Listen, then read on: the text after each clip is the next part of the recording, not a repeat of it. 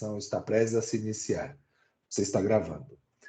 Pois bem, então, boa tarde a todas, a todos, a todos que nos acompanham aqui nessa banca de defesa de mestrado, de dissertação de mestrado, do bacharel em Direito, Felipe Labruna, que hoje, depois de ter concluído todos os créditos, depois de ter cumprido com todas as exigências de publicação, depois de ter cumprido com a exigência de proficiência, submete à banca examinadora sua dissertação de mestrado intitulada Elementos do Pensamento Decolonial no Ordenamento Jurídico Latino-Americano.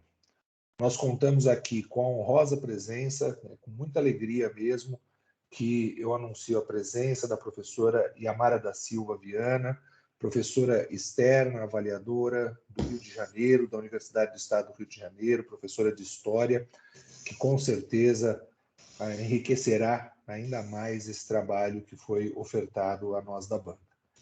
E agradeço a nosso professor aqui, o grande amigo, procurador de justiça, professor de direitos humanos. Como eu costumo dizer, os defensores dos direitos humanos não se improvisam. Agora, aqueles que ensinam direitos humanos devem ensinar na teoria e na prática, e o Eduardo Dias de Souza Ferreira é um desses professores que nos ensina tanto na sala de aula como fora dela, exercendo sua função no Ministério Público, fora do Ministério Público, militâncias de movimentos sociais de suma importância. Então, para mim é uma enorme alegria poder recebê-lo aqui. Cumprimento também o público externo, vejo aqui Jéssica, Rafael, Márcio, o nosso querido amigo Márcio, foi presidente da Associação dos Pós-Graduandos da PUC, está aqui prestigiando o colega Felipe Labruna, e finalmente cumprimento o colega Felipe Labruna, o aluno bacharel em Direito, Felipe Labruna, que hoje submete sua dissertação para avaliação para obtenção do título de mestre em Direito. A dinâmica será uma exposição de 20 minutos do candidato, depois arguições da professora externa e depois do professor interno, com as sucessivas respostas pós-arguição, e então nós faremos as considerações do presidente da banca, que aqui está se dirigindo a todos e a todas. Passo então agora a palavra ao candidato, Felipe Labruna, para que, em no máximo 20 minutos, faça uma apresentação inicial com relação à sua dissertação Elementos do Pensamento Decolonial no Ordenamento Jurídico Latino-Americano. Peço a palavra, com licença. Senhor presidente, gostaria de solicitar autorização para compartilhar uma tela, porque eu elaborei uma pequena apresentação para os professores. Tudo bem? Sim, por favor. Vou compartilhar minha tela.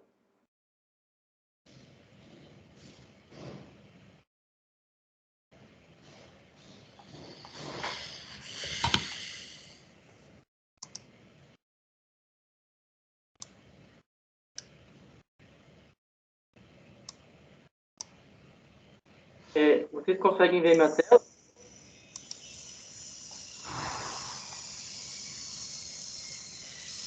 Sim, conseguimos. Pois bem, então, esse trabalho, como bem falado pelo professor Álvaro, essa dissertação se chama Elementos do Pensamento Decolonial no Ordenamento Jurídico Latino-Americano, né? Eu preparei alguns slides para tentar, de forma bem sucinta, claro que é só uma pincelada a respeito do conteúdo.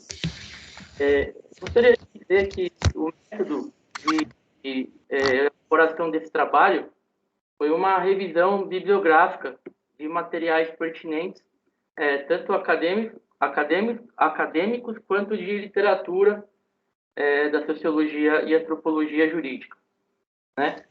Então, a justificativa deste presente trabalho é a problemática de que há uma centralidade característica do monismo jurídico da modernidade, né? A modernidade nós entendemos como o descobrimento, entre aspas, da América, né?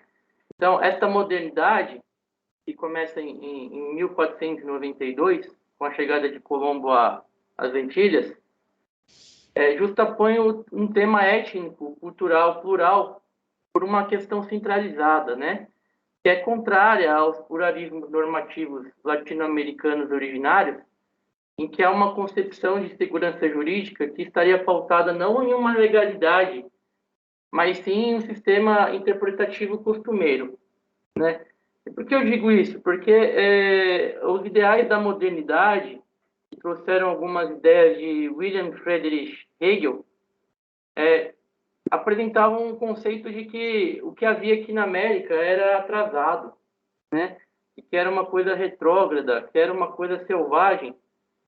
Então foram desprezados todos os ordenamentos jurídicos que já haviam neste local, né? Então eu começo o trabalho apresentando o conceito de América Latina. América Latina são 20 países que pertencem ao continente americano e possuem a linguagem predominante é a linguagem românica, né? E quando eu falo em linguagem românica é o português, o espanhol e o francês, né? Então houve essa imposição dessa cultura europeia neste continente, né? E eu gostaria, como eu bem falei, o método de trabalho foi essa revisão da literatura acadêmica e científica, né? Em um primeiro momento, eu gostaria de falar sobre o locus de enunciação, né? O que é o locus de enunciação? No primeiro momento foi trazido pelo sociólogo Walter Mignolo, ele é um argentino radicado nos Estados Unidos, e chamou isso de locus de enunciação, ou loci de enunciação, né? E nas suas obras em inglês de locus of enunciation. O que eu queria dizer é que aqui, especialmente no Brasil, uma pessoa branca, ela tem uma renda e uma expectativa de vida e índices educacionais que são muito semelhantes aos países como a Bélgica, né? Enquanto que a pessoa negra e parda, em média, tem índices muito próximos da África do Sul, né? Então, vocês podem se questionar, um homem de 35 anos, branco como eu, oriundo da classe média paulistana, e é estudante de uma instituição universitária privada, na condição de não pagante, aliás, de não bolsista, ou seja, de pagante, como é que essa pessoa pode se atrever a falar sobre raça, né? Afinal, muita gente pode dizer que eu não tenho o chamado lugar de fala. Lugar de fala que é uma expressão que passou a ser tratada recentemente, mas que desde o início da década de 90 já era falada como locus de enunciação. E em meados da década de 90, em 95, uma socióloga norte-americana chamada Patricia Hill passou a falar sobre Women's Standpoint, que seria nada mais, nada menos do que o ponto de partida de argumentação das mulheres, tendo como justamente o ponto de partida como suas experiências, seus empirismos em uma sociedade branca, machista, né? Então, fiz um resumo aqui desse slide, mas a ideia é que o locus de enunciação, ele diz respeito a se reconhecer como componente de engrenagem de uma conjuntura social e aprender a se expressar e atuar a partir deste momento. O que eu quero dizer com isso?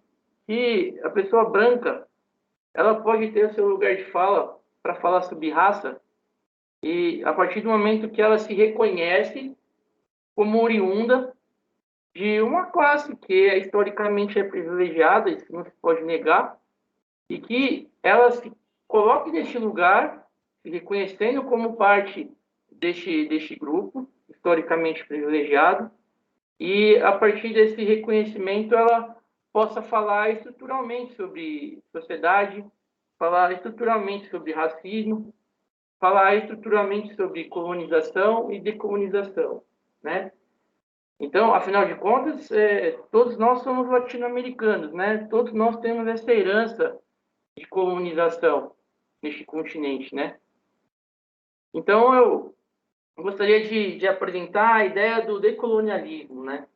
E o decolonialismo, ele, na verdade, ele se destaca da palavra descolonização, né? E por que eu falo isso? Porque a descolonização, ela é um episódio histórico, institucional, político de emancipação das ex-colônias, né, em relação às metrópoles. Mas nós nunca deixamos de ser colônia estruturalmente, né? Então, nós precisamos nos livrar dessas amarras que se perpetuaram, mesmo após a descolonização, a emancipação política, e, a partir disso, reconhecer a nossa existência enquanto sociedade latino-americana, reconhecer a cultura prévia que aqui existia antes da modernidade, antes do descobrimento da América, e, sobretudo, dar oportunidade para que todas as classes e raças participem do jogo democrático, né? E com isso nós vamos privilegiar o que é chamado de pluralismo jurídico, né?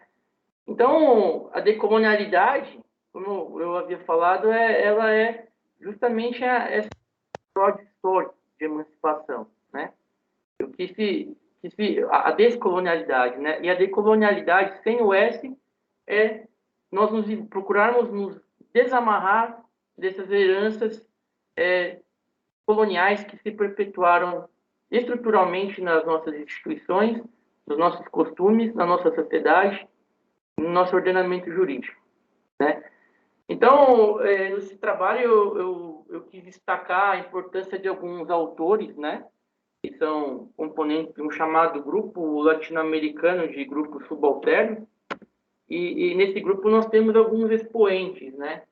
É o professor Walter Minot, um argentino, é o professor Aníbal Quijano, um sociólogo peruano, uma pesquisadora chamada Catherine Walsh, que é uma equatoriana, Ramon Grossfogel, um sociólogo de Porto Rico, e por que não Paulo Freire, né?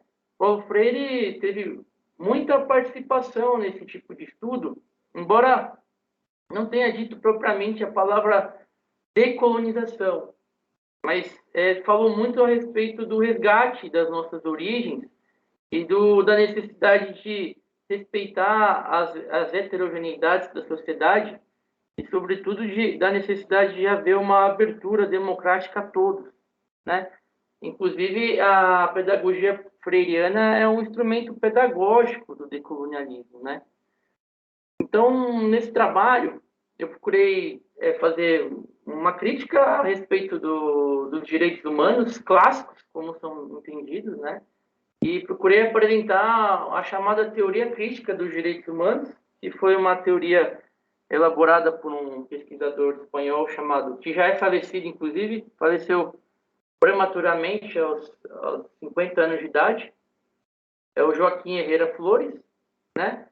E ele critica a teoria dos direitos humanos, porque a teoria dos direitos humanos clássica, ela classifica os direitos humanos em 3 gerações, né? A primeira, a segunda e a terceira geração.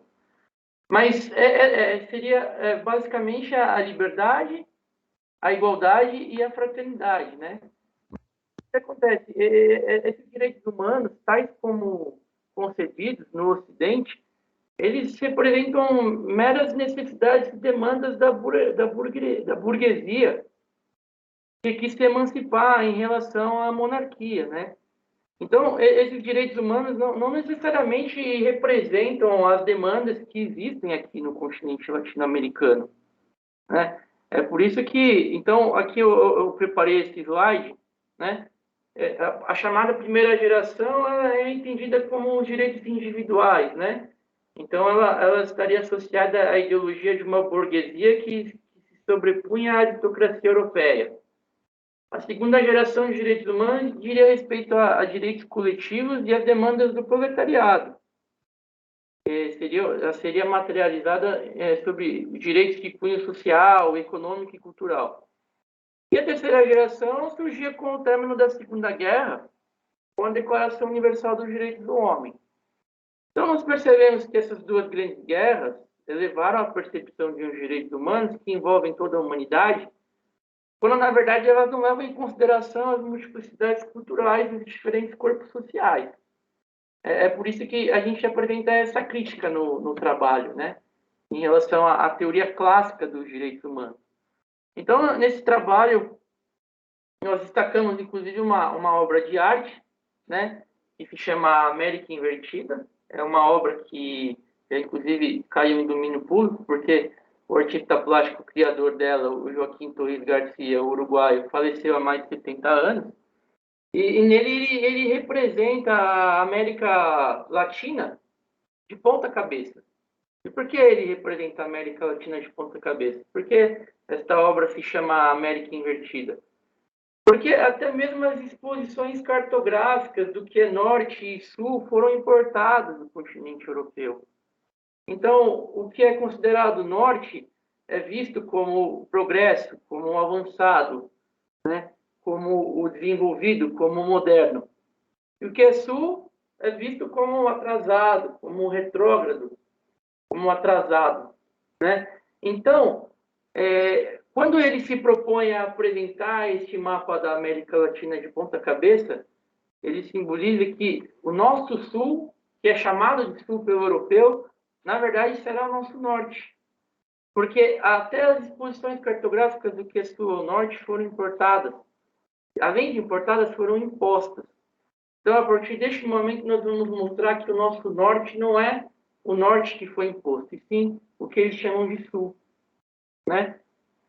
E aí, a gente, nesse trabalho, a gente tenta fazer um apanhado sobre o histórico do constitucionalismo, né?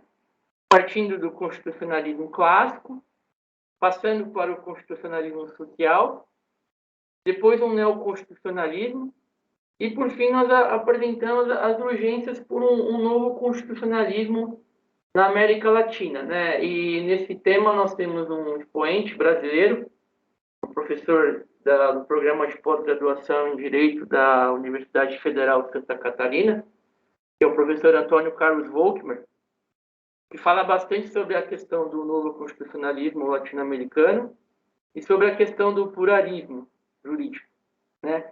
Então, resumidamente, neste último slide, até para não me estender, nós apresentamos o novo constitucionalismo latino-americano como uma investida em oferecer respostas para o entendimento de participação, né? De igualdade e diferença em um cenário de complexidade social que vem sendo erguida desde o final dos anos 90 em alguns países latino-americanos. Então, eu dei alguns exemplos de novas constituições, ao exemplo da Constituição Venezuelana, de 1999, a equatoriana, de 2008, e a boliviana, de 2009. Né? E essas novas constituições, elas tentam se basear em urgências sociais e políticas, buscando a instituição de assembleias constituintes mais atentas à participação popular, não só na elaboração e na promulgação de textos legais, mas que festejem propriamente, festejem a própria diversidade nacional, né? Isso porque o decolonialismo ele escancara o fato de que os modos de ser, de se organizar em sociedade e de aprimorar o conhecimento do continente latino-americano nos últimos 500 anos foram encarados não apenas como arcaicos, atrasados, mas como defasados e primitivos, né? Então, esse trabalho ele tem a intenção de dialogar a respeito de o quanto o racismo está enraizado na nossa sociedade. Então, nós fazemos uma correlação do racismo estrutural e as amarras culturais que se perpetuaram com a descolonização. E nós chegamos à conclusão que o racismo estrutural ele é uma coisa que muitas vezes ele passa batido na sociedade e até o próprio oprimido não consegue se dar conta do quão o racismo ele sofre e de quão subjugado ele sempre foi, né? Então, nós fizemos um resgate sobre o conceito do racismo estrutural.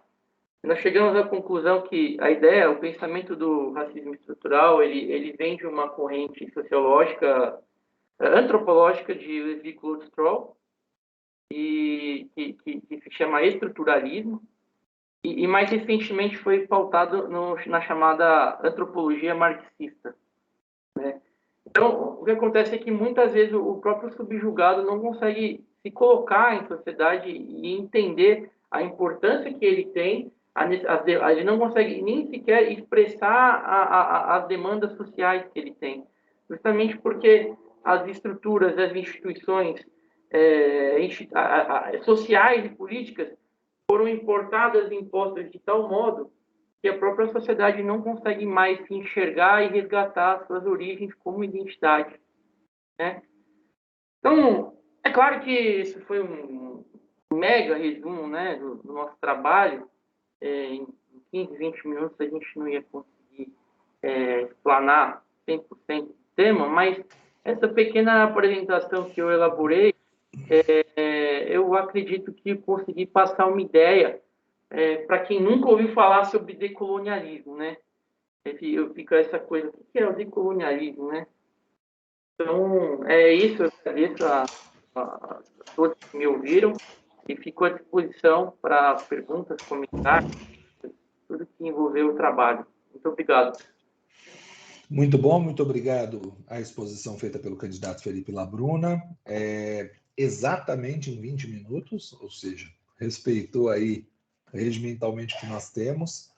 Passo, então, imediatamente a palavra para a nossa professora, arguidora externa, professora doutora em História pela Universidade Estadual do Rio de Janeiro, professora Yamara da Silva Viana, para que nos próximos 20 minutos, até 20 minutos, faça suas considerações e perguntas ao candidato Felipe Labruna. Bom, boa tarde a todos. Eu quero inicialmente agradecer muitíssimo ao seu convite, professor Álvaro, ao convite do Felipe Labruna. Me sinto extremamente honrada de estar aqui. É a minha primeira vez na PUC São Paulo. Eu também sou professora da PUC do Rio de Janeiro, além de ser professora da UERJ, não é? Então, isso aumenta, claro, muitíssimo a minha responsabilidade de estar estreando aqui com vocês. Então, agradecer também, não é, a presença do professor Eduardo Dias de Souza Ferreira, né? É um prazer conhecê-lo e estar aqui nesse momento tão importante, né, da carreira e da vida acadêmica, né, do Felipe Labruna. Então, muitíssimo obrigada, né, pelo convite. Eu queria destacar inicialmente, Felipe, assim, o seu trabalho enquanto extremamente relevante para se pensar e entender a sociedade brasileira no contexto atual no qual estamos inseridos, né? Os conceitos que você traz, eles são extremamente relevantes para que possamos entender o que você aponta lá no finalzinho do seu trabalho, que é pensar, não é, essa estrutura jurídica, não é, e do legislativo também com relação, não é, ao racismo estrutural. Sim, Álvaro. Está me ouvindo? Não.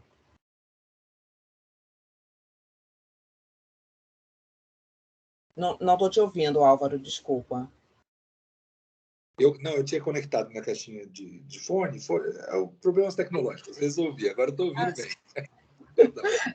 Ok, super normal. Eu fico sempre perdida aqui com essas novas tecnologias, mas a gente vai aprendendo sempre, né? Principalmente com a garotada que está chegando. Enfim, então, assim, eu acho que o seu trabalho ele é extremamente relevante, né, para pensar. Eu gostei muito dos autores que você utiliza. Então, você está dialogando, né, sobre decolonialidade com autores, né, da América Latina, né? Embora você cite um autor intelectual importantíssimo que pensa, né, o conceito, mas que é português, você cita, né, lá no finalzinho do seu trabalho, mas eu achei super relevante isso, né? Uma vez que nós estamos nos propondo a pensar América Latina, de modo geral, e talvez especificamente o Brasil, utilizarmos esses autores, né? E destacaria aí um pesquisador, né, jovem, entre aspas, né, professor da UFRJ, né, Wallace de Moraes, que tem sido um dos grandes destaques nos estudos, né, e produção intelectual acerca,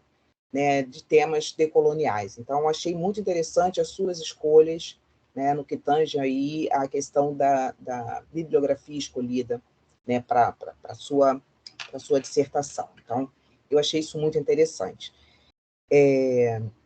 Gosto muito, né, da questão como você aborda e se coloca dentro do seu trabalho. Eu acho que isso é um ponto alto, né, é se colocar enquanto homem branco, não é, de classe média alta, pensando essas questões. Você fala isso agora, no momento da sua apresentação. Eu acho que isso é extremamente relevante a partir do momento, não é?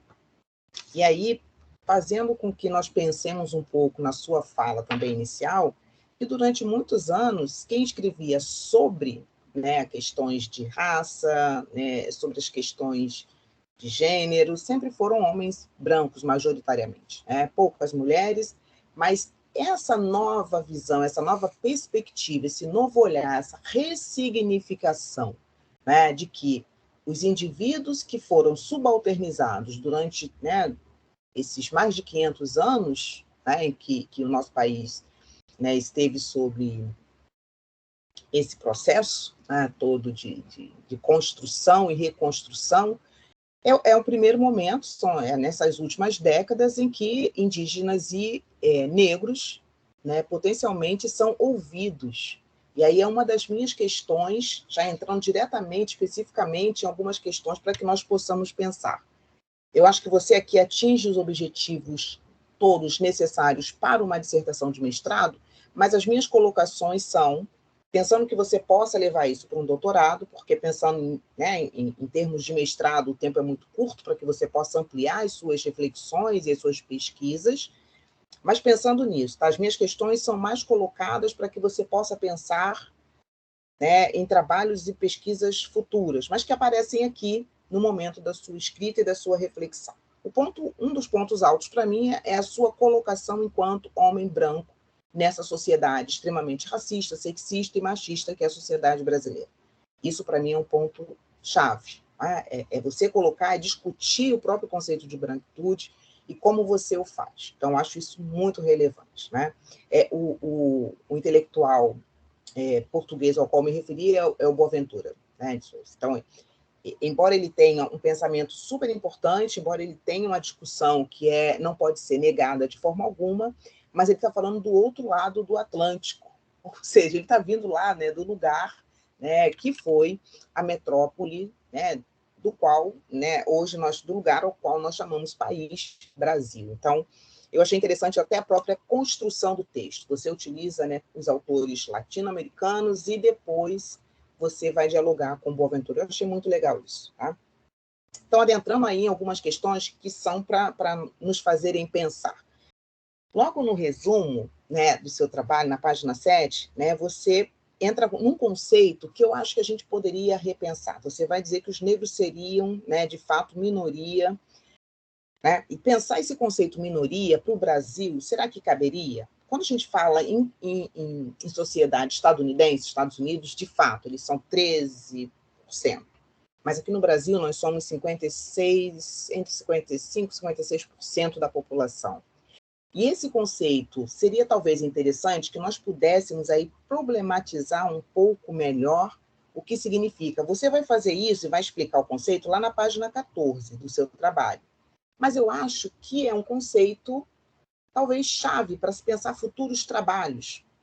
Não é? O que significa efetivamente minoria, pensando indígenas e negros no Brasil hoje? Não é? Então, eu acho que a gente poderia problematizar, né, e trazer, por exemplo, se a gente fala que negros e indígenas são minoria nas representações políticas, não é? Em cargos de poder político-econômico, é uma questão para a gente pensar também, né? Principalmente pensando no próprio racismo estrutural, que é o cerne aí da sua reflexão. Então, eu acho que seria interessante a gente pensar isso. Mas você só vai explicar o conceito lá na página 14. Eu acho que é um conceito-chave, sabe? Para pensar futuros trabalhos, problematizá-lo. Né? Em que medida nós nos apropriamos e utilizamos esse conceito, né, na medida em que nós temos uma maioria, né, da população que é formada por pretos e pardos, designação do IBGE. Né? Então, enfim. Na página 17, né, você fala em conceder voz a manifestações de grupos minoritários que não possuem voz, Eu acho que a gente poderia repensar essas questões, porque indígenas, né, porque você fala tanto de indígenas quanto dos negros, Isso é muito bom também, é um ponto-chave. Só que, claro, mestrado, eu acho que é um ponto que você poderia ampliar também, né, partindo para um doutorado. E aí eu acho que, no meu ponto de vista, a partir das minhas leituras, das minhas pesquisas, indígenas, africanos e seus descendentes, as diferentes etnias indígenas, sempre falaram, sempre tiveram voz. É uma questão para você, né, para nós pensarmos juntos. Eu acho que é uma questão que tem que ser construída socialmente. Sempre tiveram voz, sempre se colocaram, sempre se manifestaram.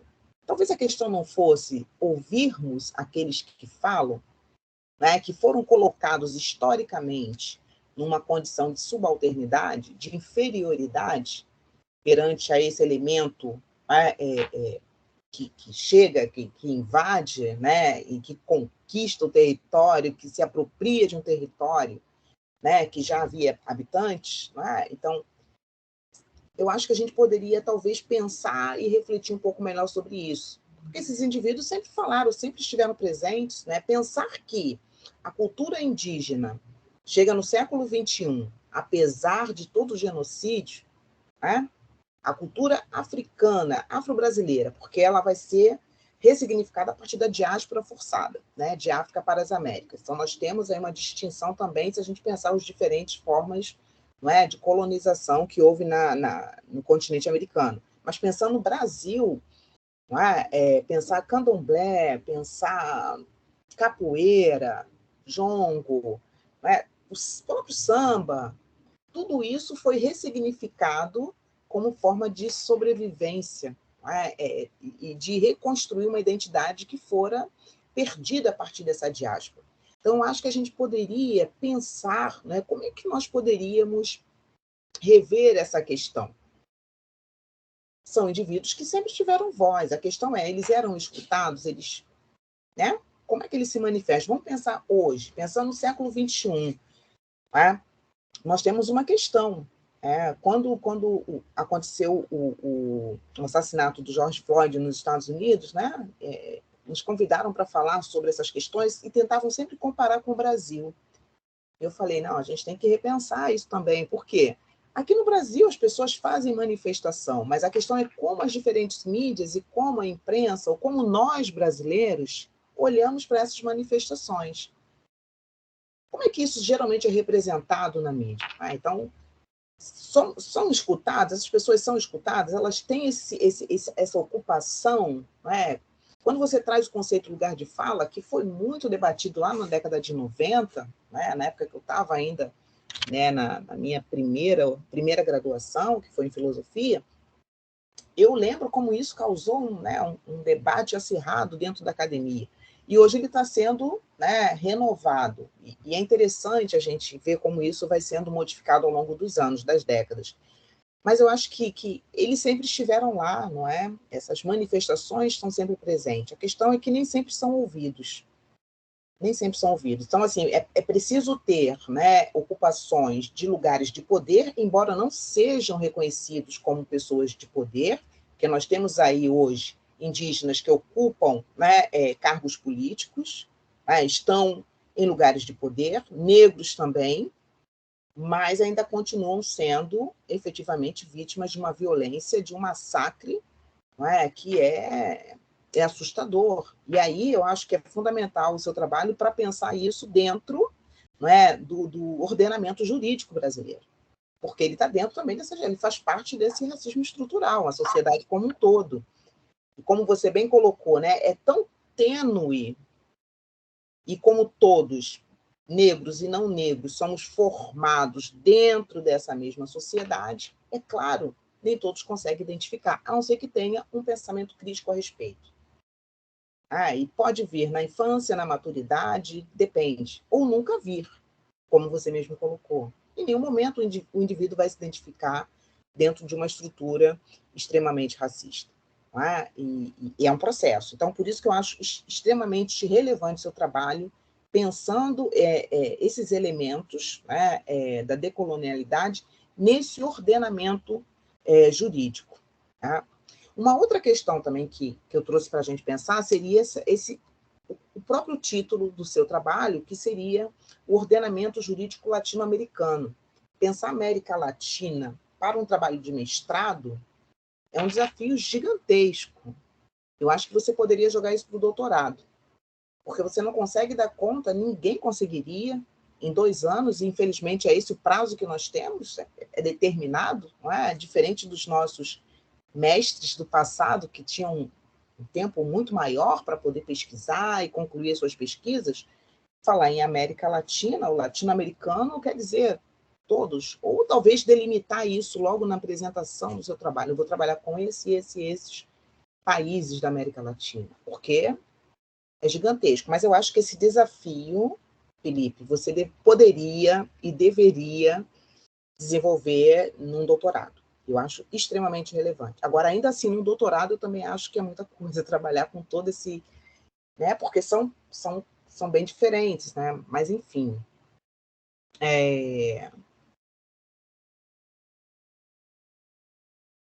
Quando você fala das organizações, né, das associações organizadas na América Latina, lá na página 29, é um outro elemento que eu achei muito interessante no seu trabalho, né?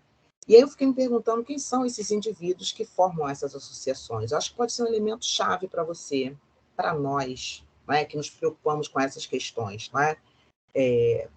Porque são indivíduos que estão na luta. Por exemplo, quando você vai tocar na questão, não é, da Constituição, né, dizendo que a Constituição brasileira, a partir de 1988, garante direitos, né, e que a partir desse momento os indivíduos indígenas passam a se sentir livres, eu acho que a gente poderia repensar nisso no seguinte, aí é a questão que eu faço para você. Como é que a gente pensaria, será que não estaríamos reafirmando o pensamento de alguns intelectuais anteriores, né, dizendo que esses indivíduos são ahistóricos, que não têm história, porque se a gente pensa a partir da invasão, da chegada dos europeus, né, na América, 1492, em Colombo, né, e a partir desse momento eles deixam de ter a liberdade, mas e antes? Né? Quando você coloca isso, será que não estaríamos aí retirando esse processo histórico que você está colocando como sendo efetivamente importante, de fato para esses indivíduos? Antes, né, da invasão europeia, né, de apropriação desses espaços, esses indivíduos não tinham uma vida antes? Entende que eu estou problematizando, que seria legal para a gente pensar? Porque a Constituição ela é importante, sim, né? Tanto para indígenas quanto para quilombolas, demarcação de território quilombolas, fantástico. Mas esses indivíduos antes da Constituição e antes do processo de colonização, eles também existiam, né? A vida, efetivamente, desses indivíduos não começa a partir da colonização, e você põe isso, entende? Como você coloca uma coisa quando você está falando da Constituição, mas logo na frente você está problematizando essa mesma questão. Eu acho que é um ponto importante aí, né? Porque aí, quando você fala da Constituição, que a partir da Constituição esses indivíduos passam a ter liberdade, você contradiz o que você está defendendo durante todo o seu trabalho. E é um ponto-chave, porque você está justamente dizendo que esses indivíduos têm história antes, né? Entende? Então, assim, isso eu acho que é um ponto legal para a gente pensar e para a gente discutir aqui, né? Então, acho que esses indivíduos que fazem parte dessas associações, e até mesmo a própria Constituição, né, com alguns elementos, também foram alguns, né, artigos, foram frutos de movimentos sociais, diferentes movimentos sociais. Então, eu participei de uma banca que falava sobre os 2 únicos políticos negros que participaram da Assembleia Nacional Constituinte, tá? Que foi Abdias do Nascimento e Benedita da Silva. E aí, eu lendo a tese, o bom é quando a gente lê, a gente aprende muito. E ela estava assistindo, que para mim foi assim, eu falei, nossa, como assim eu vou falar da tese, né? E ela estava ali assistindo, que foi algo assim muito legal, né? Mas é interessante pensar, porque do que foi colocado, né, retiraram-se apenas alguns elementos e colocaram ali. Mas se sequer, né, a luta desses diferentes indivíduos não existisse, será que teríamos uma Constituição tão, né, que se apropria, que se diz e que se pretende tão democrática, ou a mais democrática que tivemos no nosso país?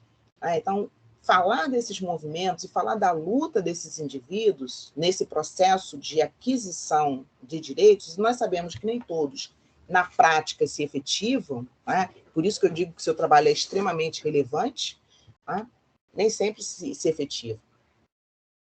Ele está lá na lei, né? Então nós temos pelo menos aí a garantia de que nós temos um ponto de partida, né? Afinal, culturalmente, a letra da lei, o que está escrito, né, é aquilo que vale para a cultura ocidental. Então, eu acho isso muito, muito interessante. Né? Quando você fala de América Latina, e você traz Lélia Gonzalez também na sua fala, já estou terminando, professor Álvaro, eu acho que já está quase esgotando aqui o meu tempo. Né? Seriam 2 minutos, mas se a senhora precisar de mais 5 minutos, ninguém vai brigar aqui, porque eu acho que está todo mundo gostando. Obrigada. Mas eu juro que a última questão assim, é porque é bom quando a gente lê um trabalho que nos traz questões, né? Um trabalho que mexe, que faz a gente pensar, que a gente aprende. Eu gostei muito de quando você fala, porque muita gente confunde descolonizar com decolonizar. Eu falei, nossa, que legal, Felipe, trazer essa discussão, porque ninguém mais vai errar. Às vezes você está em lugar que as pessoas trocam. Então, muito legal. E você fala de Lélia Gonzalez. E Lélia Gonzalez usa, ela pensa um conceito que é a mefricanidade, não é?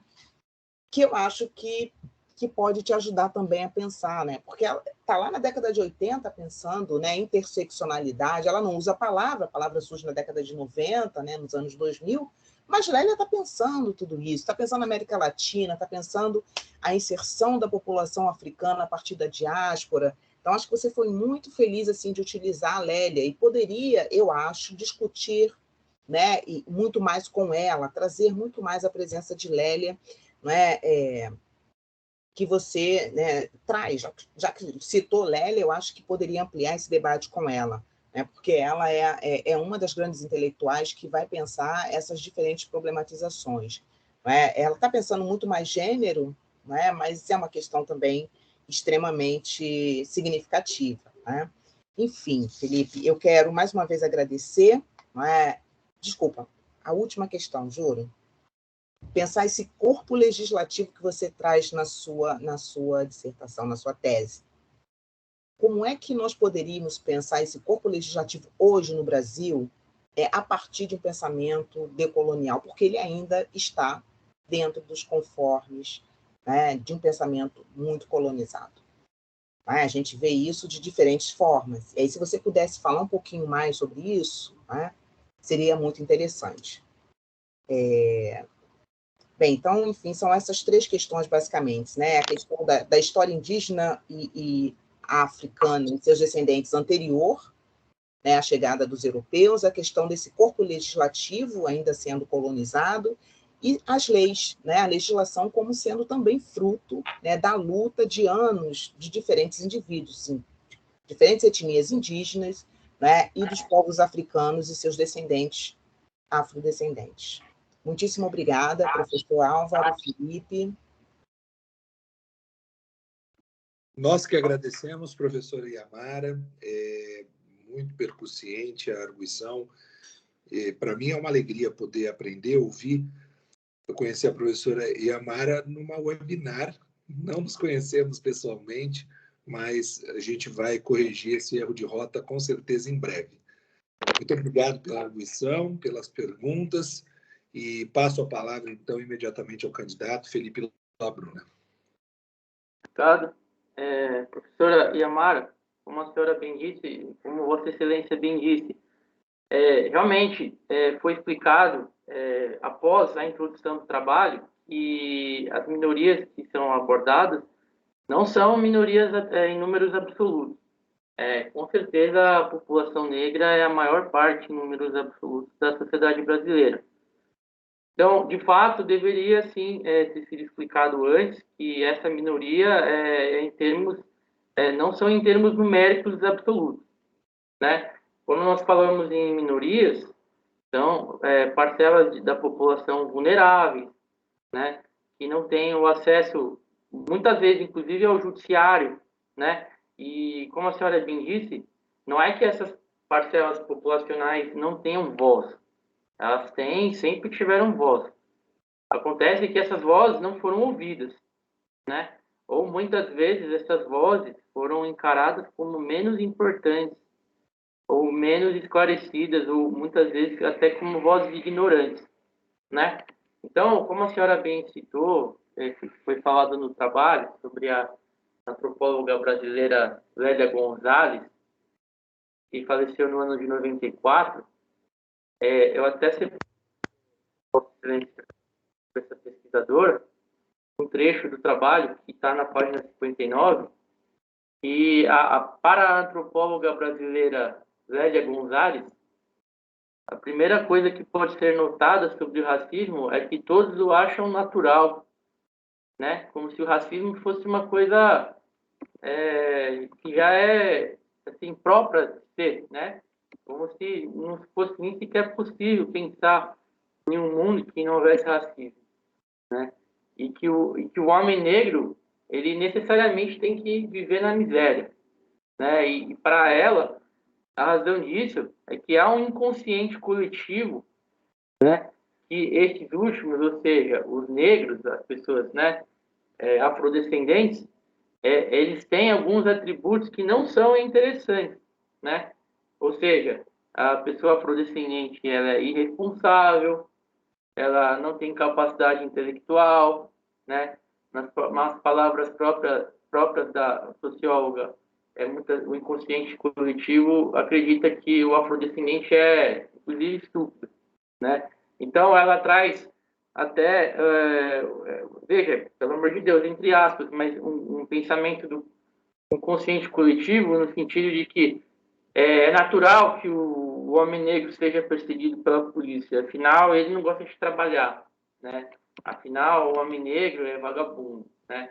Então, se ela diz, esse inconsciente coletivo pensa, se ele não trabalha, então ele é um bandido. E se ele é um bandido, necessariamente é um ladrão. E se ele é ladrão, naturalmente deveria ser preso, né? Então, esse consciente, entre aspas, diria, negro menor de idade só pode ser ladrãozinho ou batedor de carteira, né?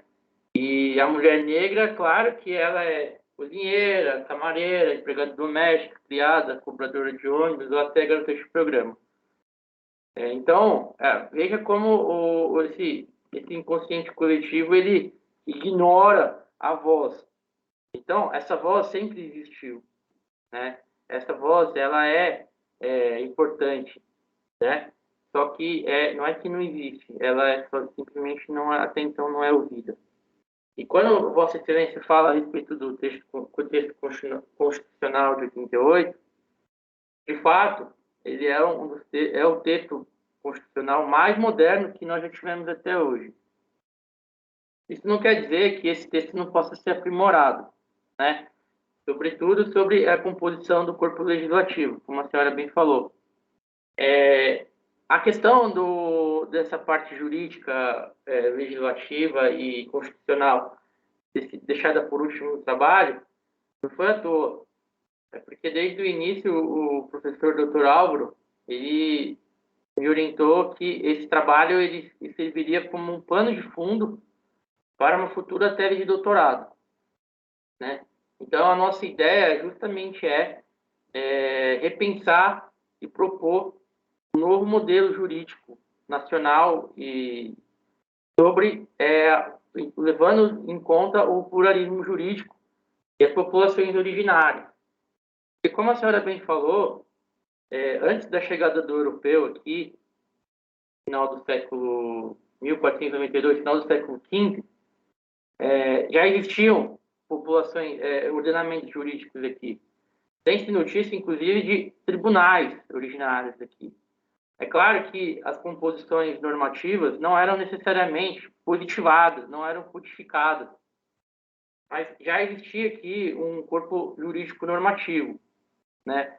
E é justamente isso que foi desprezado pelo homem branco no momento em que ele acha que aquilo que ele traz é o bom, é o correto, é o avançado, né? E que o que havia aqui não prestava, porque isso é defasado ou porque é simplesmente retrógrado, né? Então, o que nós proporemos no nosso trabalho, na nossa tese de doutorado, é justamente uma proposta de remodelamento do ordenamento jurídico nacional que tenha como ponto de partida o pluralismo jurídico, que é a heterogeneidade da nossa sociedade, e a composição normativa legal, levando em conta todas as vozes que aqui existem. E todas as vozes são brasileiras. Não importa a origem, se ela é descendente branco, se ela é afrodescendente ou se ela é indígena, né? Então, essa é a razão por nós termos deixado por último. É claro que todas as críticas que Vossa Excelência fez são corretas. Todas elas serão levadas em conta no trabalho, né? Então, não sei se essas são as considerações que eu faço sobre o que a senhora falou. Obrigado. Professora Yamara, satisfeita com as considerações do candidato? Muito satisfeita, professor Álvaro. Obrigada, Felipe. Excelente. Mais uma vez agradecendo, então, a arguição da professora Yamara, dizer que, mais uma vez, é uma alegria para a PUC recebê-la. Agora eu não consigo dizer, né? Aqui em Salvador, São Paulo ou Rio de Janeiro, né? Mas recebê-la em nossa casa, ainda que virtualmente, é uma alegria. Muito obrigado, professora. E, imediatamente, passo a palavra para o arguidor interno, também chamado aqui na nossa Casa de Fogo Amigo, querido professor Eduardo Dias, com a palavra por 20 minutos para a arguição do candidato.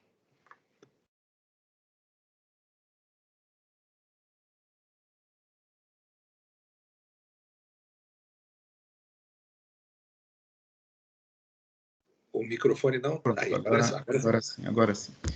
Bom, primeiro, eu queria agradecer inicialmente a oportunidade que o Álvaro deu de me convidar para a banca.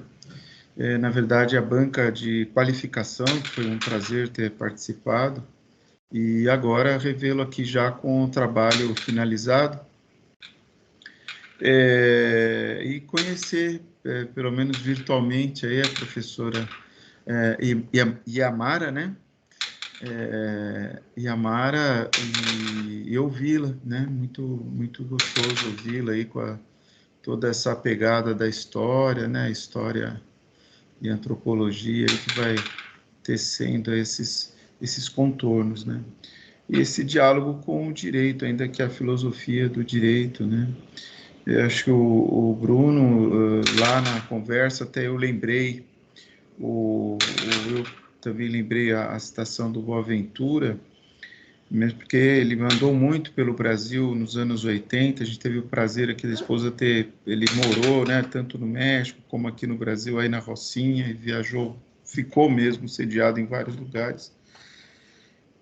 E essa experiência constitucional da Bolívia e a Venezuela, nesse momento bastante conturbado, mas a Bolívia, apesar de conturbada, lá por seu quase 170 golpes de Estado que ocorreram lá, mas a experiência constitucional da Pachamama e dessa visão do Sul-Sul, ou da gente como um vetor, um ponto, e não só esse eurocentrismo, né? Então, acho que ele é um crítico grande disso, como foi aqui São Paulo, junto com o pernambucano, que criaram a Sudênio, o Francisco de Oliveira, o professor Chico de Oliveira, junto com, oh meu Deus, agora o tio Alzheimer às vezes manda a lembrança, o falecido, quem manda no Brasil, no Longo Amanhecer, ele tem um escrito chamado Ornitorrinco que fala bem do legislativo, a representação legislativa do Brasil, como é invertido isso, né? Então, na Constituinte tivemos os dois lá, o Abdias e a Benedita, mas depois do Sul, praticamente o senador é o do Rio Grande do Sul, o Paim, que avançou bastante na legislação infraconstitucional e também a importância da presença dele em segurar aí a Constituição. E aí a crítica que o professor fazia na Bahia, parece que a gente está vendo um legislativo que não representa, né, 70% da população negra e não está no parlamento, né? E como é que se explica isso daí, que ele dá o título de ornitorrinco, né, que é o único país, o único animal na escala zoológica que nada, que põe ovo, que é mamífero, e o Brasil nessa característica.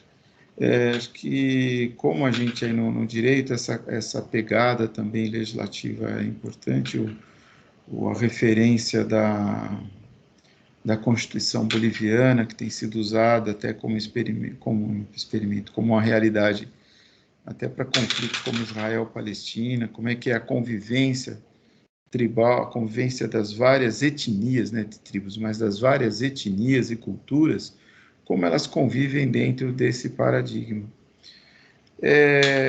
O que eu acho que nesse momento o que a gente falou, o candidato incorporou bastante, então a gente ficava até meio sem pergunta, né? A partir aí das colocações da professora, eu acho a dificuldade mesmo de comparar a América Latina num tema como esse, é até essa formação, né? A colonização na Colômbia, por exemplo, mesmo no Peru, ela foi, por parte do espanhol, tão violenta que eles construíram as igrejas católicas em cima dos templos incas, maias e dos astecas. Então, eles foram realmente usando aquela construção como base, não foi só um aproveitamento, né, uma reutilização de material, foi justamente um marco de presença e de massacre da cultura, né? Acho que a forma de genocídio mais sofisticada, não conheciam esse termo, não fazia parte do horizonte. O direito, especialmente direitos humanos, é uma questão histórica construída e a cada momento avança. Quando é que a gente ia falar em inclusão social, inclusão digital, há 30 anos atrás, né? Hoje, o aluno, a diferença que dá e que vai dar agora, que a gente vai perceber nos próximos 15 anos, desses 2 anos sem atividade no ensino básico público,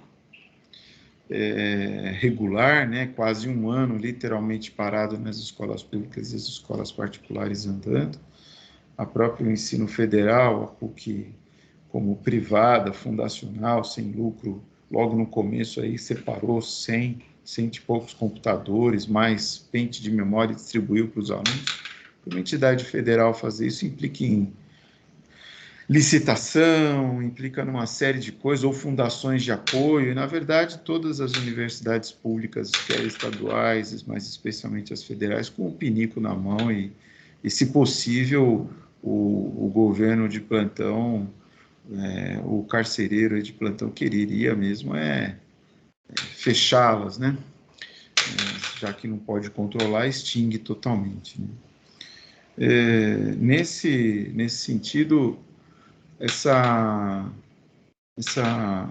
produção, ela é importante em chamar isso. Acho que essa pesquisa de fôlego, que foi a legislação, você ainda conseguiu avançar, colocar esse colorido,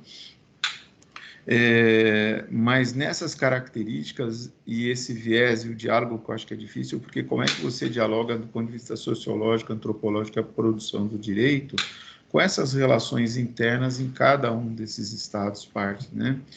A situação do Chile, o massacre que teve no Chile do povo originário, o massacre violento na Argentina, que explica, por exemplo, o domínio, o fascínio, realmente a figura mítica do falecido agora recentemente jogador de futebol,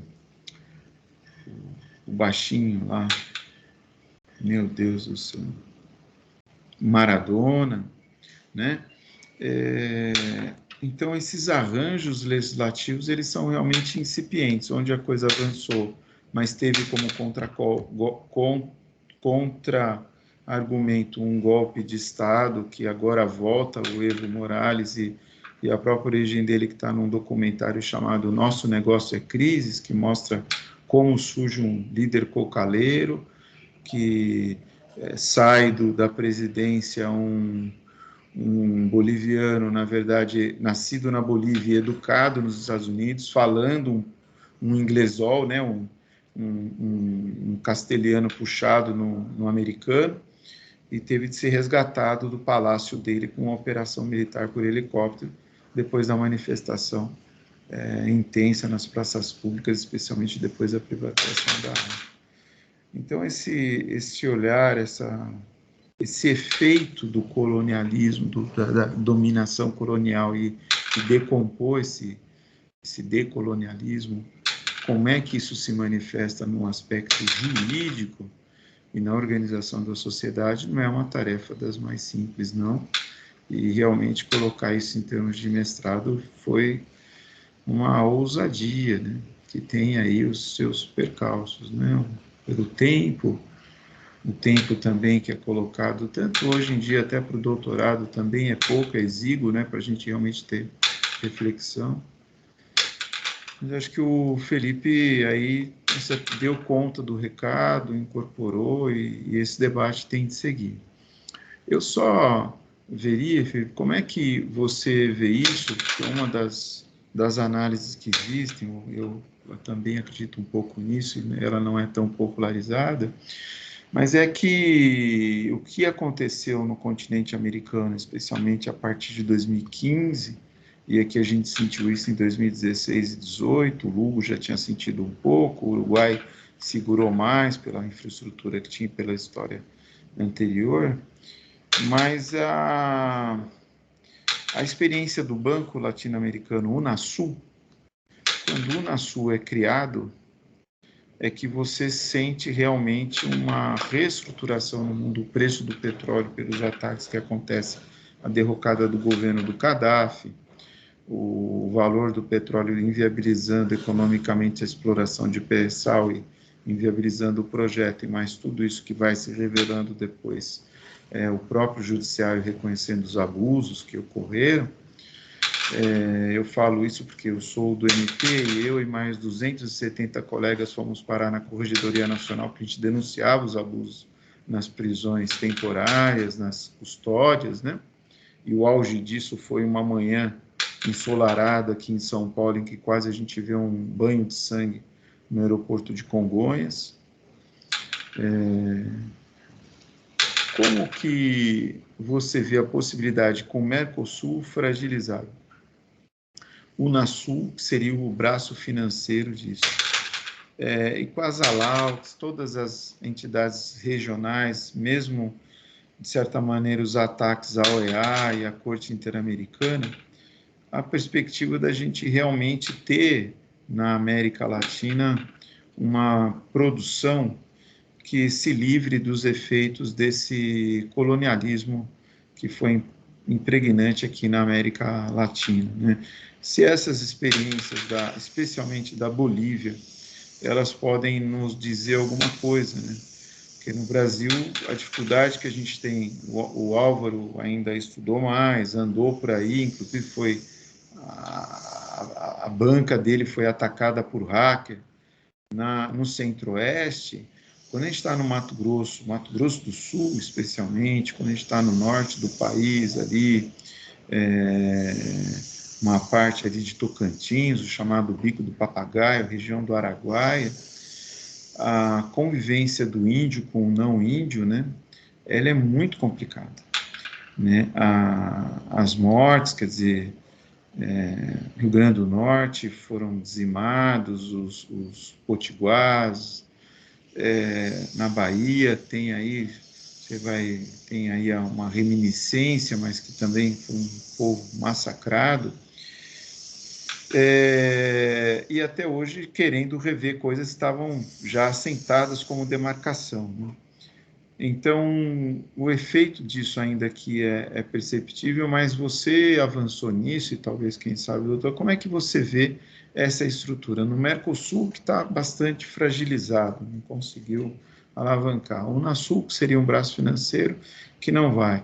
OEA, Comissão Interamericana, esses últimos anos teve até uma produção profícua de atos, de publicações, mas em termos de gestão, por exemplo, a Colômbia não se fez aí a questão da transição de paz e a origem da guerra civil que dura mais de quase 70 anos, quase 60 anos, ela está lá permanente, né? Os chamados desplaçados, que agora foi até motivação de uma trama infantil, de um chama Animação da Disney, ganhando prêmios aí até pela trilha sonora, mas que no começo mostra bem esse desplazamento, né, que é diferente do nosso sem terra, que nunca tiveram terra.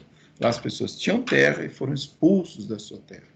Né, o mapa dos desplazados da Colômbia, ele é exatamente igual ao mapa subterrâneo das riquezas de betume pesado, de petróleo pesado, e o outro desenho de um canal alternativo ao Canal do Panamá. E quando a gente vai configurar esses dois mapas, a gente vê que esse território está inteirinho na mão de empresas multinacionais.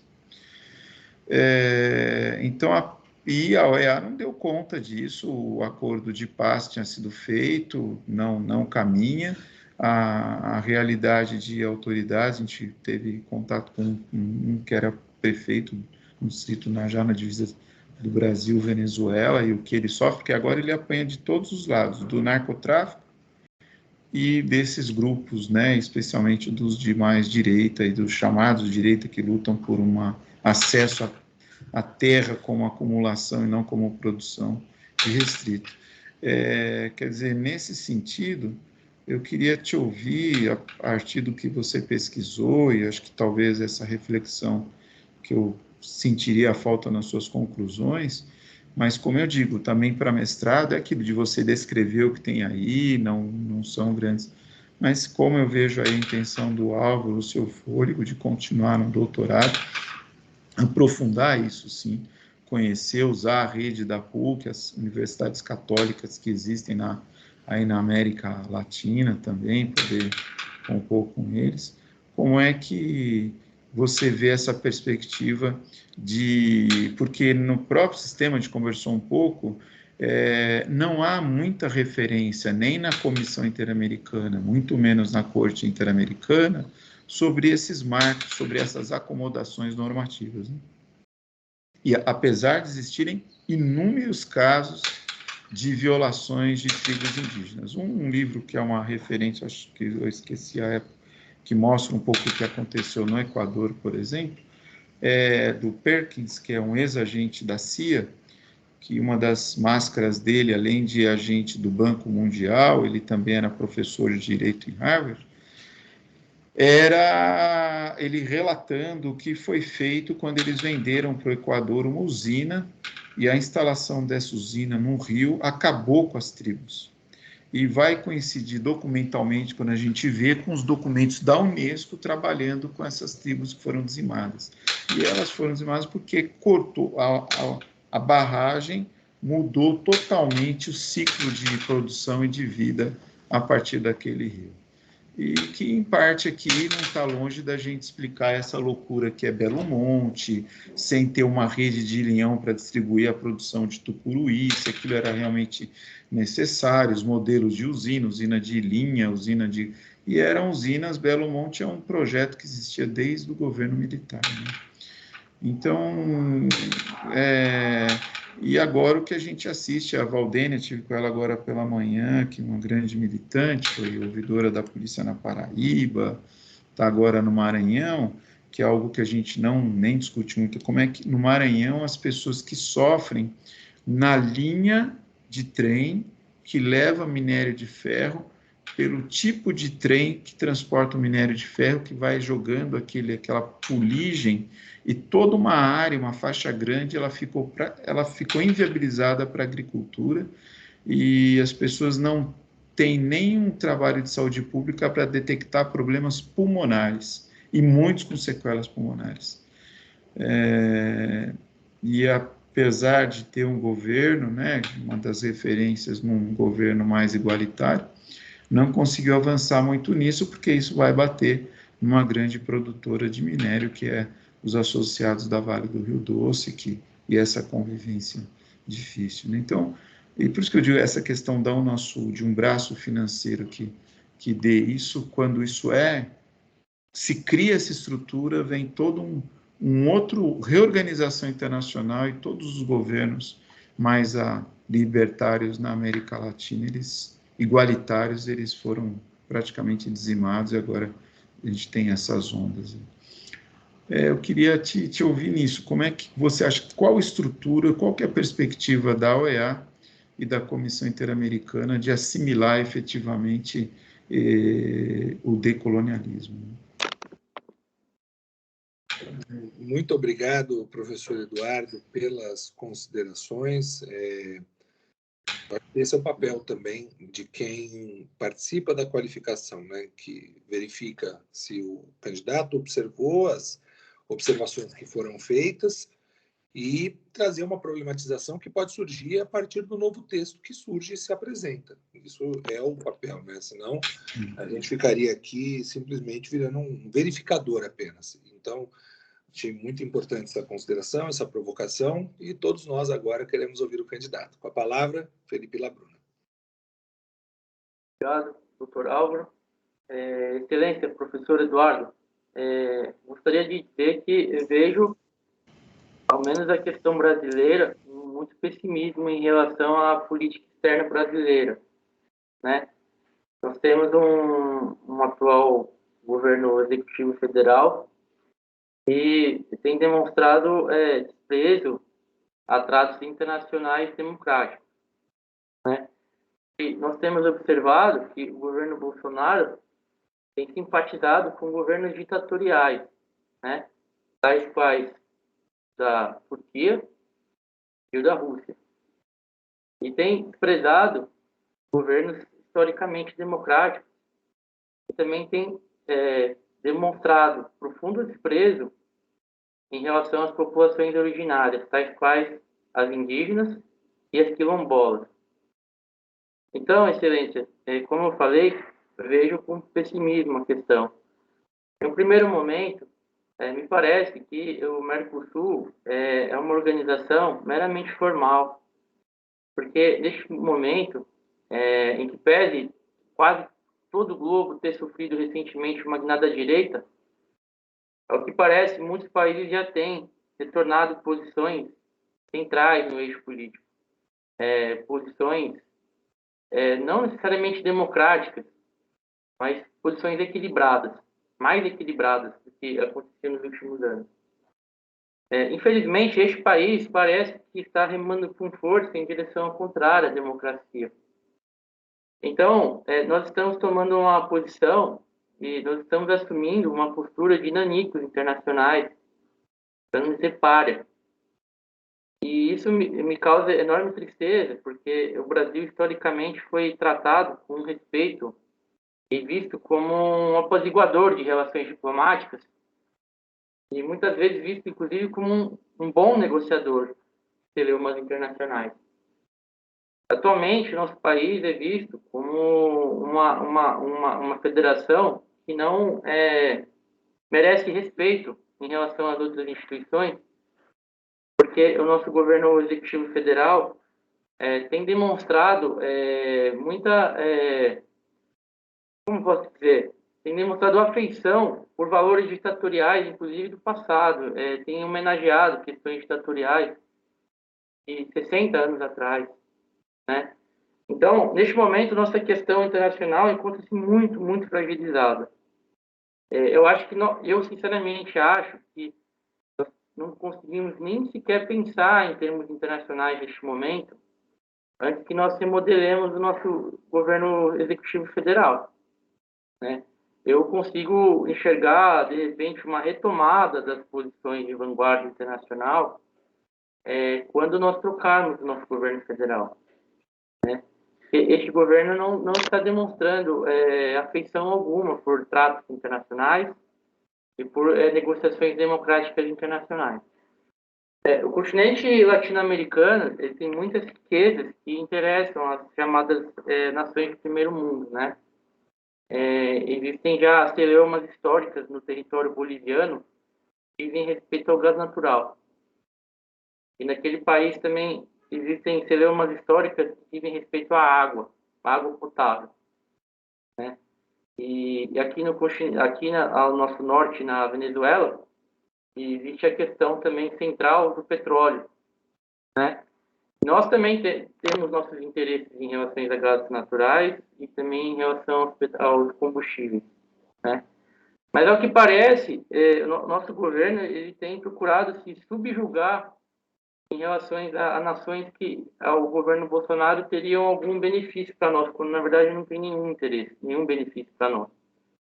O governo Bolsonaro, ele demonstrou afeição pelo governo Trump, sem que isso trouxesse nenhum benefício para nós. No momento anterior, demonstrou afeição pelo governo israelense, não que eu seja contrário a qualquer temas israelenses, mas ele se aproximou de temas complicados que dizem respeito à instalação de embaixadas, sobretudo na região ali da Jerusalém. Questões que são historicamente, milenarmente inflamadas em relação aos territórios árabes. E agora, recentemente, fez uma visita à Rússia no momento, pretende fazer uma visita à Rússia no momento mais inoportuno possível, né? Quando todas as questões, todas as nações que estão negociando a celeuma entre a Ucrânia e Rússia não recomendavam essa visita, né? Então, nós estamos caminhando, nós estamos em uma linha muito perigosa no que diz respeito a relações internacionais, excelente. Não, Felipe, desculpa, eu entendi, mas assim, só desculpa interromper, Álvaro, acho que do ponto de vista realmente do Brasil, você está pontuando o que a gente está vivendo agora, enfim. Mas eu queria te alertar, te chamar a atenção, porque a sua proposta de trabalho pensou a questão na América Latina, como isso envolve.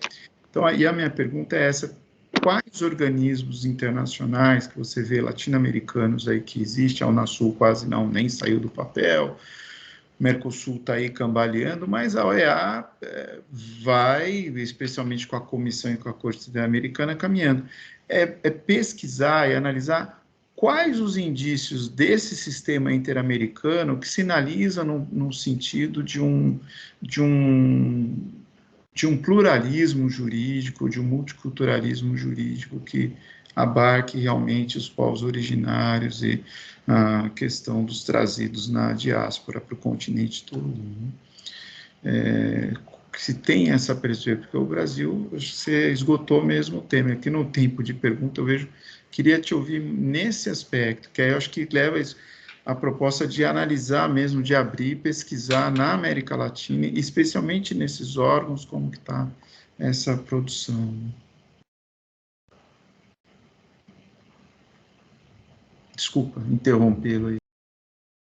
Não, Excelência, sinceramente, essa questão das organizações internacionais, que dizem respeito aos povos originários e ao pluralismo jurídico, é uma questão que eu não me aprofundei no presente trabalho, mas que certamente serão feitas anotações, certamente serão buscadas informações de relevância e apresentadas no trabalho de doutorado.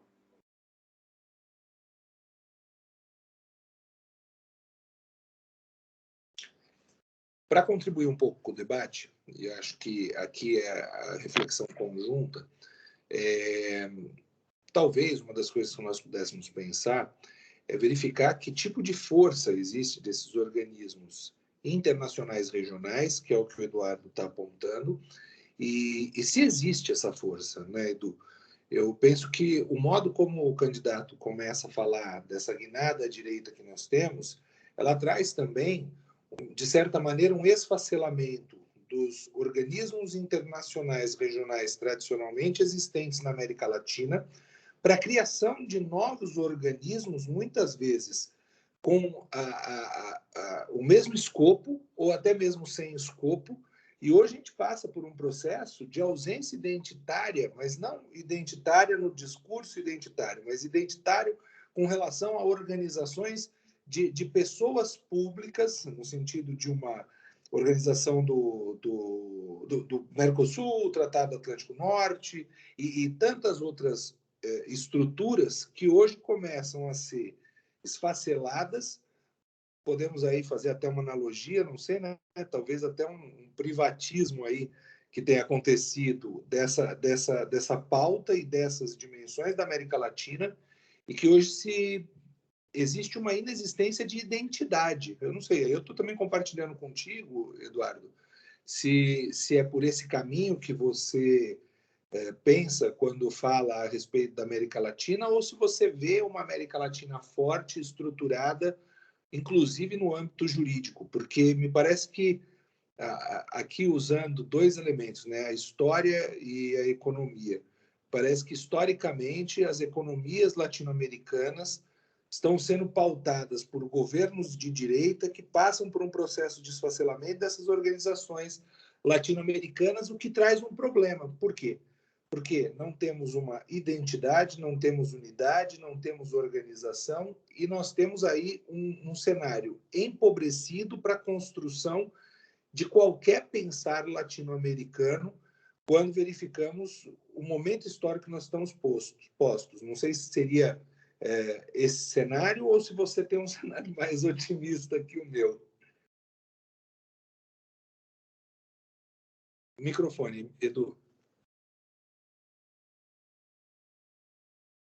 Que essa preocupação que me trouxe quando a professora e a Mara também falou, né, da visão dele, que ela não é só do Brasil, é como que o decolonialismo, ele é visto na América Latina. Qual que é a perspectiva que a gente tem do ponto de vista jurídico de ter instrumentos jurídicos latino-americanos que pontuem essa desconstrução opressiva, né?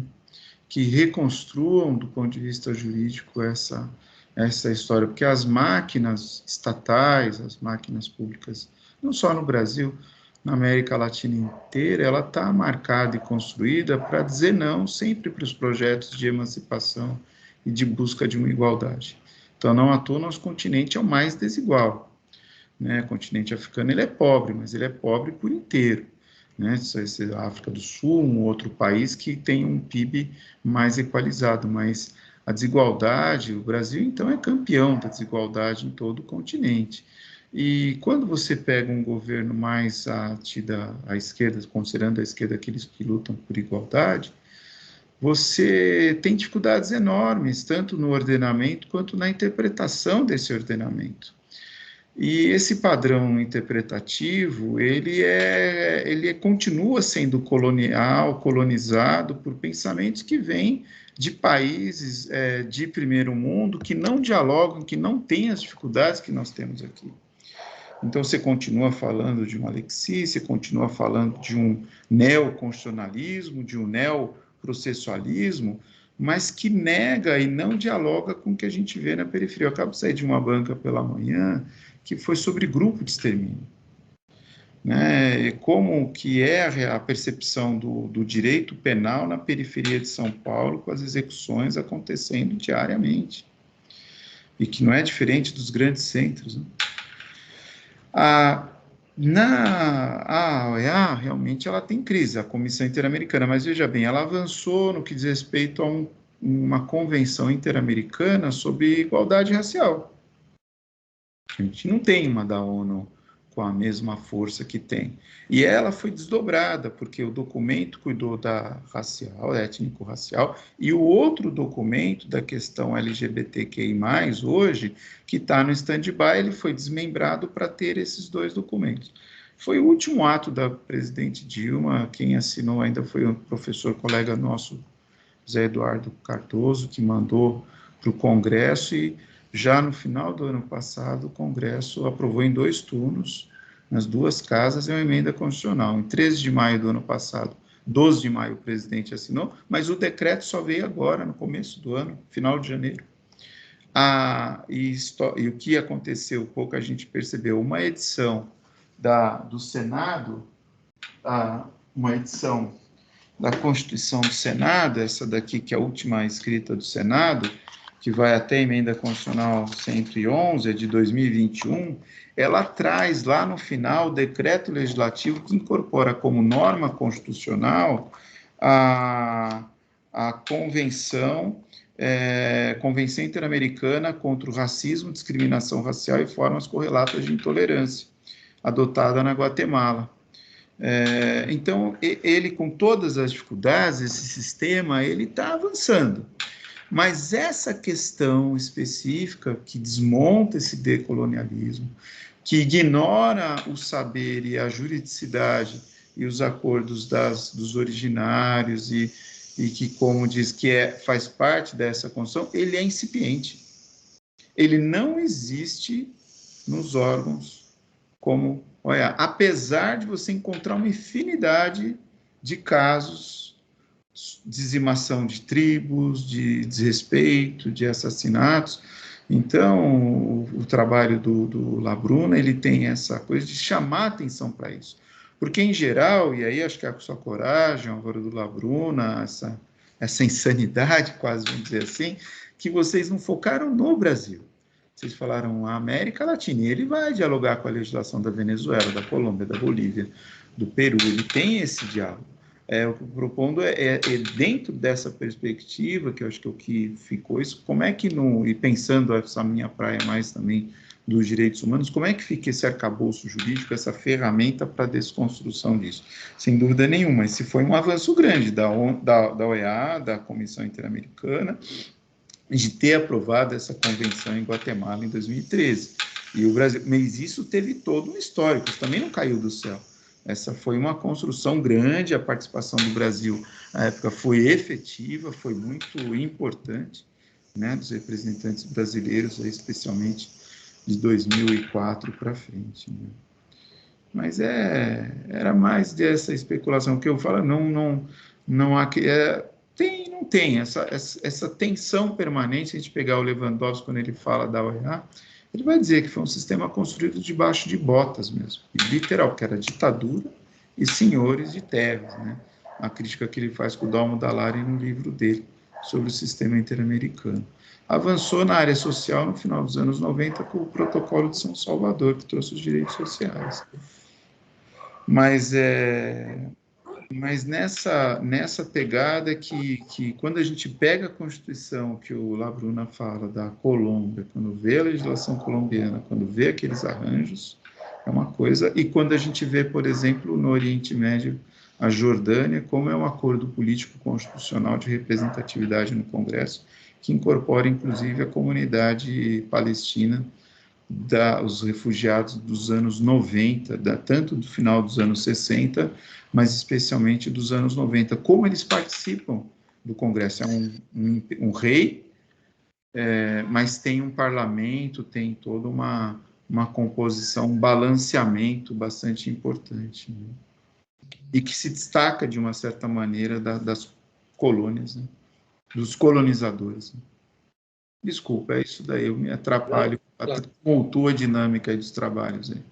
Mas era isso, Labruna, que a partir da que a senhora falou que me chamou a atenção foi isso, que é realmente a importância de você ter essa perspectiva latino-americana, né?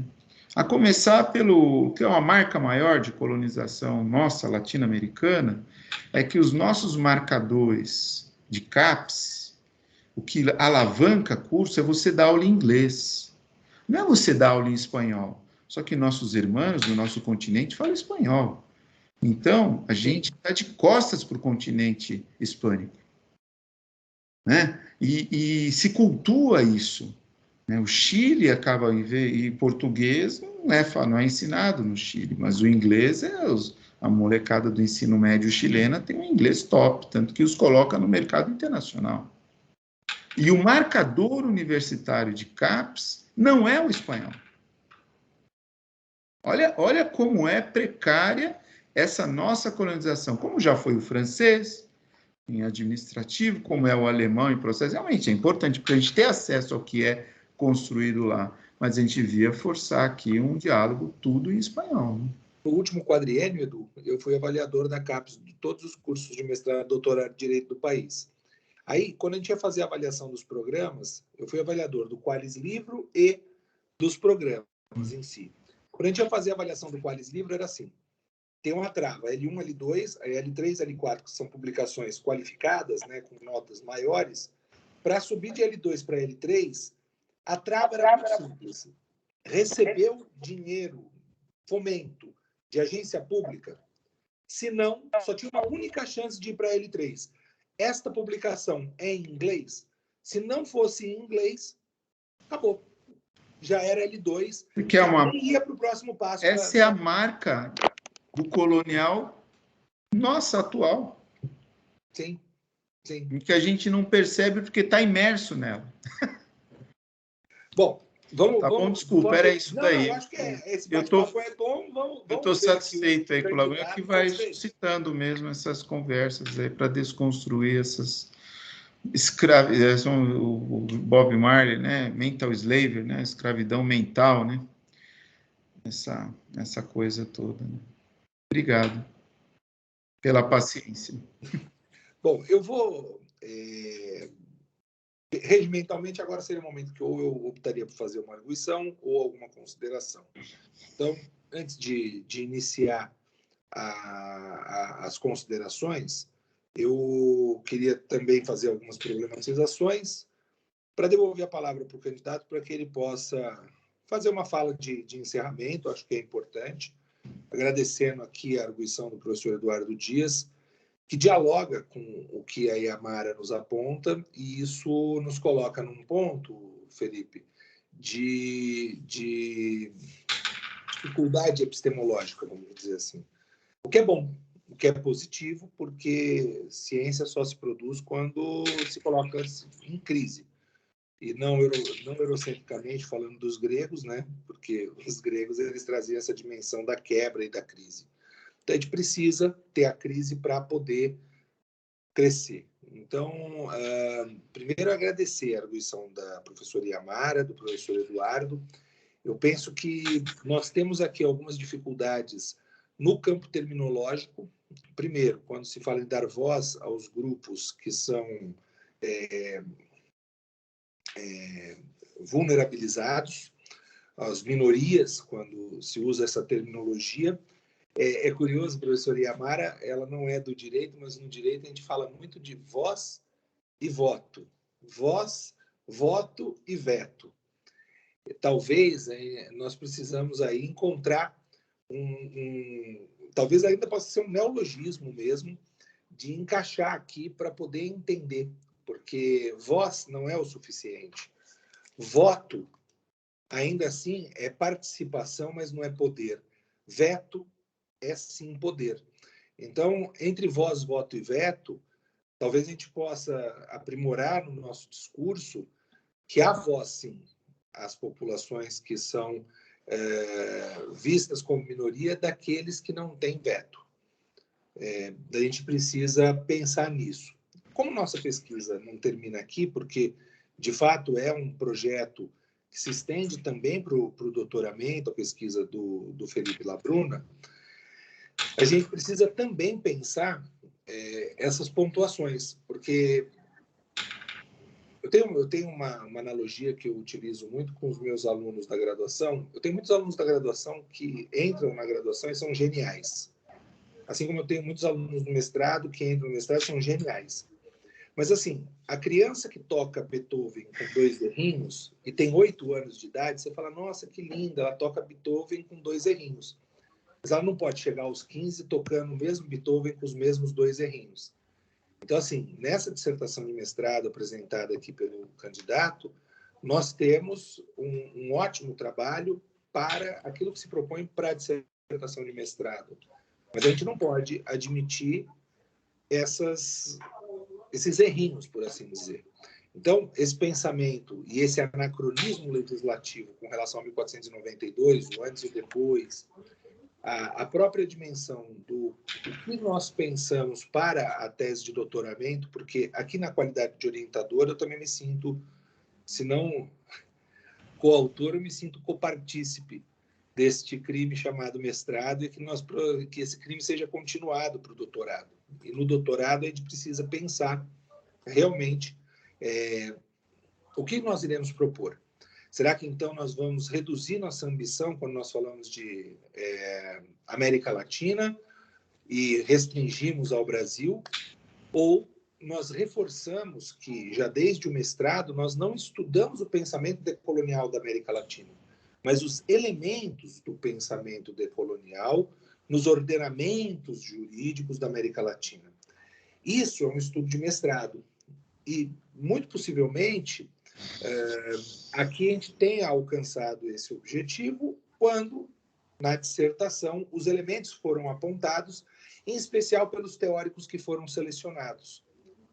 Talvez o candidato na escrita tenha se dado essa liberdade poética quando se coloca o Boaventura de Souza Santos, mas não significa que uma pessoa, por ser portuguesa, ela não tem um pensamento decolonial. Na verdade, é importante se levar o pensamento decolonial à Europa, para que se possa entender que existe essa forma subalterna de pensar, mas a subalternidade não é uma dimensão de subserviência. Como o próprio Mignolo e o Quijano, na década de 90, anunciaram, quando falaram dos estudos latino-americanos da subalternidade. Então, para elementos, talvez esteja razoável, mas ainda assim é preciso se pensar. Porque a tese de doutorado, e aí também uma das coisas que a gente antecipa, é realmente pensar uma lei de introdução às normas do direito brasileiro. Vai propor uma hermenêutica aqui para se pensar uma lei de introdução das normas do direito brasileiro decolonial. E é bom porque a gente está gravando aqui, já está registrando a pretensão do candidato. Ele já traz isso. Sim, uma base, uma teoria, por assim dizer, geral do direito decolonial. Então, a gente vai ter muito trabalho pela frente, né, Felipe? E é preciso entender essas peculiaridades que foram apontadas pelo professor Eduardo. E se o termo elementos vai suportar para o doutorado também. É algo que a gente precisa refletir. De qualquer forma, eu queria aqui apontar o empenho que o candidato teve, e acho que isso deve ser aqui dito de público. O Felipe foi, talvez no nosso programa, um dos alunos que teve o maior índice de publicação durante o período do mestrado dele. Ele publicou aí mais de 2 dezenas de artigos em revistas qualificadas, B3 para cima, publicou em revistas B1, A2, isso sendo aluno do mestrado. Então, um aluno que estudava muito, muito, muito durante o mestrado, fez um trabalho em um curto espaço de tempo, e isso eu penso que é importante se reconhecer. Eu vejo aqui alguns alunos da turma do mestrado, muitos desses alunos conhecem o empenho do Felipe, e eu penso que isso seja algo que a gente deva aqui reconhecer de público também. E também não é só de pedrada que vive um aluno, né? Então, eu gostaria de parabenizar o candidato, franquear a palavra para que faça suas considerações finais e, tão logo sejam feitas as considerações, a gente encerrar essa primeira etapa aqui da banca. Então, senhor presidente, como bem apontado por sua excelência, o professor Eduardo Dias, essa problemática em relação à fraqueza dos tratados internacionais latino-americanos é uma questão que, com certeza, será levada em consideração na pesquisa de doutorado, e certamente serão levantadas bases bibliográficas necessárias para levantar as questões que a excelência professor Eduardo Dias trouxe. Além disso, bom, eu espero ter atingido a contento as exigências do programa. Não sei se, no final, a gente sempre fica, né, com a sensação de que faltou algo. Mas, de qualquer forma, queria trazer algumas questões que o aluno que não é bolsista, alguns problemas que ele enfrenta. A gente fez a pesquisa em período pequeno, porque a mensalidade, nós sabemos que na PUC ela não é barata, né? E o aluno que acaba se dividindo entre as funções profissionais e acadêmicas, muitas vezes não consegue desempenhar a pesquisa com a longitude e com a expansão que ele gostaria. Mas, certamente, essas questões que o professor, a excelência Eduardo Dias trouxe, serão melhor abordadas e estudadas se caso seja aprovado no presente programa, e caso seja aprovado no edital do doutorado, certamente serão questões estudadas e melhor trabalhadas. É isso que eu tinha a dizer. Muito bem. Então, agradecer aqui a presença dos nomes que eu vejo que estão na sala. Está aqui Gui, Marco Aurélio, Vitor Neri, Gisele, Vitório, Rafael, Ana Paula e Jéssica. Eu agradeço, cumprimento e, de forma absolutamente deselegante, incluindo o candidato, eu peço que se retirem da sala para que a gente possa aqui, então, deliberar com relação à defesa que foi apresentada. Peço que todos saiam da sala. Felipe, assim que nós deliberarmos, eu mando uma mensagem para você pedindo para que reingresse na sala. E aí você pode convidar as pessoas. Parando a gravação.